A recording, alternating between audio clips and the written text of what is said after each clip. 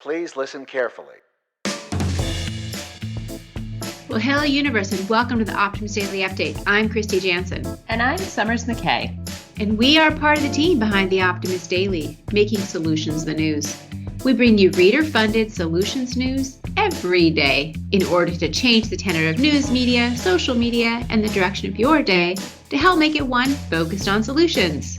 7 days a week, we publish positive news stories written by award-winning journalists and delivered online to your inbox and through our social channels. And also, we are sharing these solutions in a commute-worthy, walk-worthy, home office-worthy podcast. Today is Wednesday, the 1st of September, 2021. Happy Hump Day. Happy September. It's pumpkin spice latte season.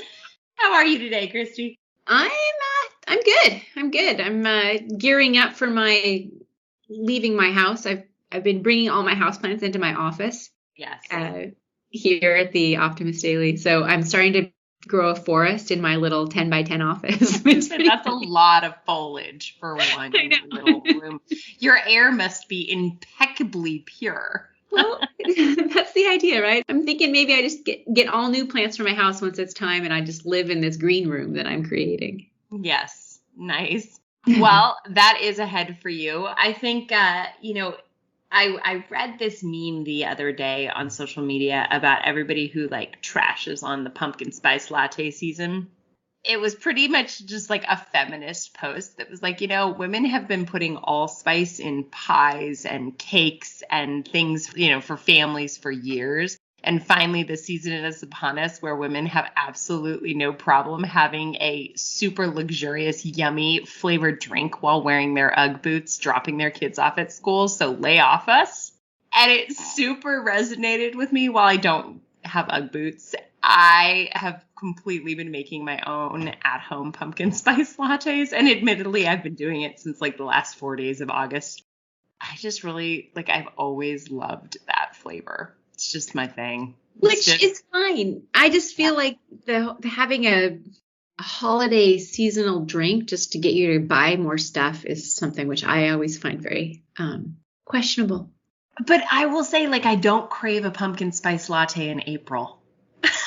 So maybe it's marketing. Maybe it's the notion of fall.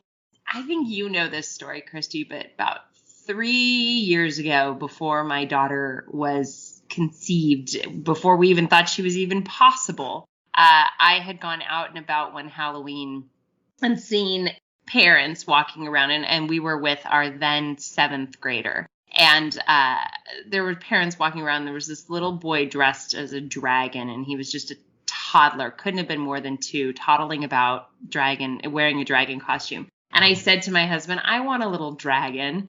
And that sort of began a process through which we discovered there were fertility issues. And I mean, it was just so harrowing and so complicated and so heartbreaking. And then we finally gave up, and Brennan surprised us all. And anyway, so I asked my daughter, who is now just starting to be old enough to understand costumes, what she wanted to be for Halloween. And she wants to be a dinosaur. And she wants to be a pink dinosaur. Okay, now, so you're going to have a baby Barney for you. There you go. Exactly. But the only dinosaur costumes are actually dragon costumes, because they really don't have pink dino costumes. So I am going to have this fall season. I have my own little pink toddling dragon. So anyway, I'm feeling very nostalgic, and I think that's what pumpkin spice lattes are for me, is the approach of the nostalgia holiday season. I'm glad you tied it back, because I was getting a little confused. How was this related to pumpkin spice? But right. Now I get it. Exactly. It's just the tenderness of these upcoming holidays. But one of the things about these upcoming holiday seasons and the approaching of fall and all that is happening in the world right now is that actually mental health is a huge issue. And it is Mental Health Awareness Month. It's Suicide Prevention Month. And we are going to do a deep dive into that on the Optimist Daily this month to ensure that we are highlighting solutions for people who are struggling with mental health issues or family members of those who wrestle with it, as well as just continuing to highlight the importance of caring for mental health. And also, Summers, and kind of in tandem with that and not separate from that is it's back to school. Yes. And so I think today that's where we're going with our stories that are intersecting on wellness and experience, but also in how do we bring that into our the young people in our lives. Right. Because the toll has been taken on so many of us, but all the kids who are going back to school are going back to school in a really intensely uncertain time. And, and as parents are dealing with that too, by the way. Exactly. Parents are dealing with it. But we kind of forget that our kids, as parents, sometimes we think, oh, well, they're just excited to go back to school, right? They must be happy, but they've got a lot on their plate. And, so learning has changed, right? The way that we learned, and so many kids just sat and did nothing but learn online in a really brutal online experience in this past year. And so I think there's new innovations and there's new tools out there and there's new learning on what helps kids learn better. So ideas on learning better. This headline I find very important because I know that I have always learned better when moving, and that I always get better ideas. It's that creativity that comes from movement. So a new study is actually proving it right. The headline reads, "How Movement Can Make Students Better Learners." Many of us do remember being told to sit still in class as a child, or just sit still in general. But human development professor Katie Hedrick-Taylor explains in the conversation that perhaps we should encourage children to incorporate movement into learning. Research has clearly indicated that it helps us remember information when we move. This is why students working with a variety of materials or tools are better likely to grasp concepts and retain information. Our bodies are evolved to work simultaneously with our minds and not separately. So getting moving can actually help us better process what we learn. Think about something as simple as children are taught to look both ways before crossing the street. Every time we cross the road, we practice looking both ways and then walk across. Pairing the act of checking for safety with approaching a crosswalk ingrains this process in our minds. As adults, most of us now just do it subconsciously.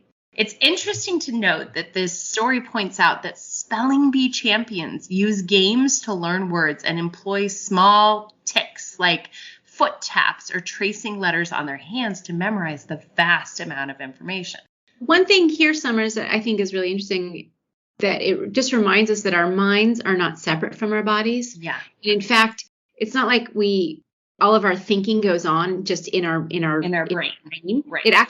Our thinking actually goes on in our entire body.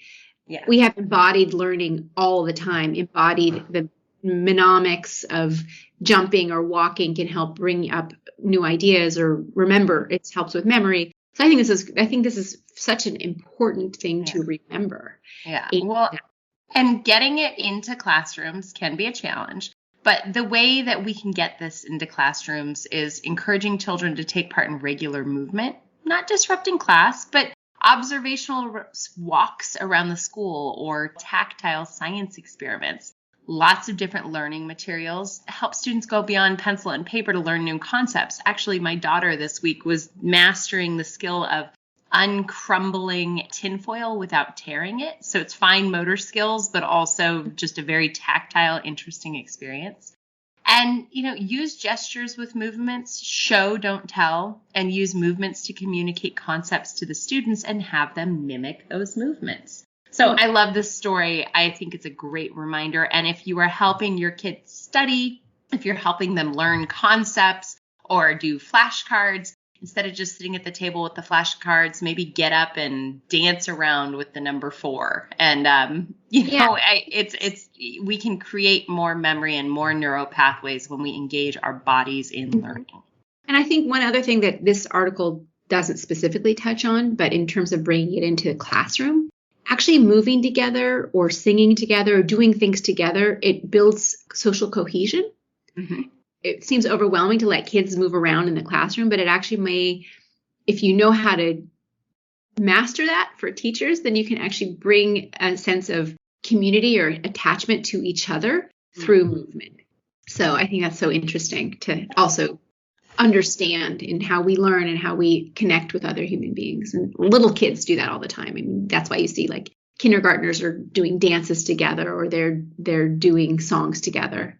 Mm-hmm. Well, and I miss my walking meetings with you very, very much because I know that is where a lot of the genesis of our creativity and our partnership was born, was walking meetings twice a day. So what else are we doing to help children right now, Kristy? Well, in addition, another thing that movement can really do is it can help us to regulate our emotional being, right? And this is something that we all know. If you're going through anxiety, sometimes just getting out and moving can really help.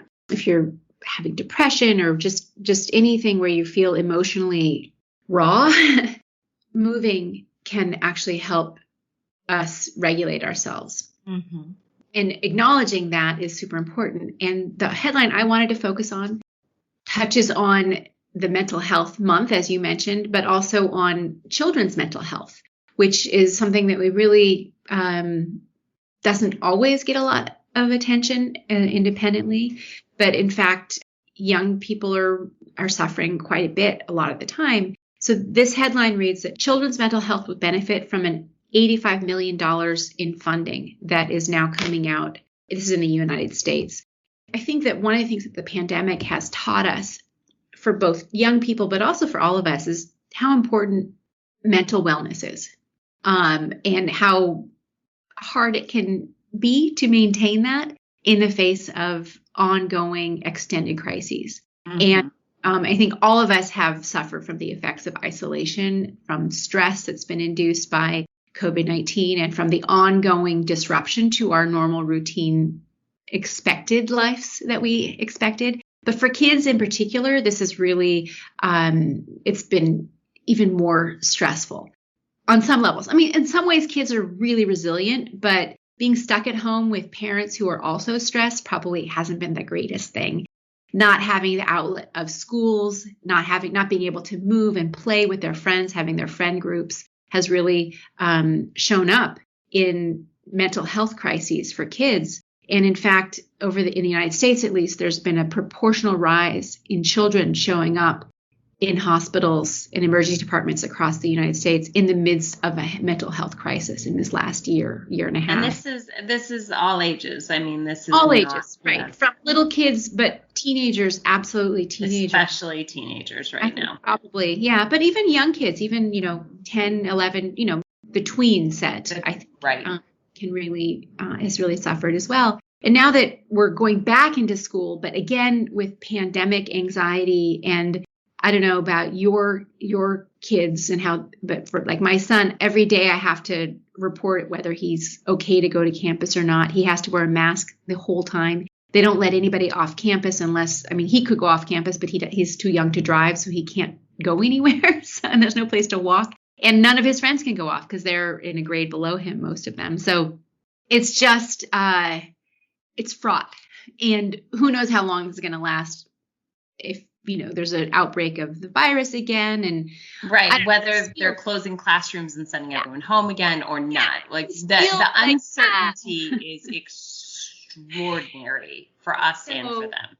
Anyway, in recognition of that, in the United States at least, and I don't know what's happening in other places, there is more money coming into this specifically targeted for children's mental health. There's $85 million in funding for mental health awareness training and treatment, and it's going to groups like the Pediatric Mental Health Care Access Program, which trains primary care providers, that's the doctors who treat young people, to look out for the signs of mental health issues and be able to refer them and treat them. In addition, there's going to be like $74.2 million going into Substance Abuse and Mental Health Services Administration, which will help raise awareness about mental health for youth and also improve abilities for school personnel to coordinate treatment for young people who have emotional disorders or substance abuse issues. And so I think part of what is happening now, which I feel like is a really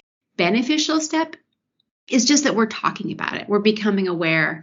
And that's actually another acronym, the Advanced Wellness and Resilience in Education program, which is AWARE, AWARE, which is a project that's dedicated to helping state and local governments and municipalities just raise awareness about mental health issues in kids and in schools, and help to train the school staff to be able to look out for somebody who maybe is going through depression or starting to act differently, and look for those warning signs so that they can get help where they need them. And, maybe it has to do with stuff that's going on with school. Maybe it has to do with stuff going on at home. But I think I just like this article because it highlights again how important mental wellness is to overall well-being. Right. And, investing in children's mental health is so important, and investing in children's well-being because, again, we've said this over and over, but it's kind of like it's very easy to remember that the parents are under stress, but forgetting that our teenagers are. My teenager who attends school, masks are not mandatory here in the area that we live, and very few students are actually wearing them at her high school. I recognize that for those students who do choose to wear masks, there's actually a lot of pressure and a lot of negativity surrounding those of them who are choosing to wear masks. That's so the area you're in. I think here would probably be different. So no matter where you are, right, the pressure for your son to be in a mask at all times, or the pressure for children here who are making the choice themselves, whether they want to be or not to be, it's extreme pressure. And I love that there is an investment made to, keep this conversation going. Kristy, what other stories are great on the Optimist Daily today? Well, other articles in today's headlines that we didn't touch on in the pod today. There's a web app that's making it easier for people to learn sign language. It's kind of the Babbel or Duolingo for ASL, I guess. Mm-hmm. And versatility of elephant trunks is inspiring the next generation of robotics. That one was hard for me not to pick because there's this viral video of a baby elephant learning how to use its trunk, and I was going to talk about that. And anyway, but that's a great article. Yeah. There's an article about how to keep harmful snakes from slithering into your yard, which is important if you are afraid of snakes, I guess, and if you don't live in Ireland or Iceland, which are two countries that do not have snakes at all. So everywhere, but so those stories won't be big in Ireland or Iceland, but they'll do well on social elsewhere. And then there's 5 free climate change exhibits that you can visit virtually to get a little inspiration while we're still zooming around the world instead of visiting it in person. Anyway, what else, Summers? BNLP connects animal agriculture workers with more sustainable jobs. There are smart badges that glow when infection develops. Kind of like that one. I think we're going to talk about infection tomorrow. Donate and volunteer. Where to support Hurricane Ida victims. I know the story on that continues to unfold and is really devastating. So keeping an eye on ways to be helpful there is important. And sunflower pollen could provide tougher 3D bioprinting ink. That and much more is always available on the Optimist Daily. We promise to continue to share positive, solution-based stories here at the Optimist Daily Update and on theoptimistdaily.com.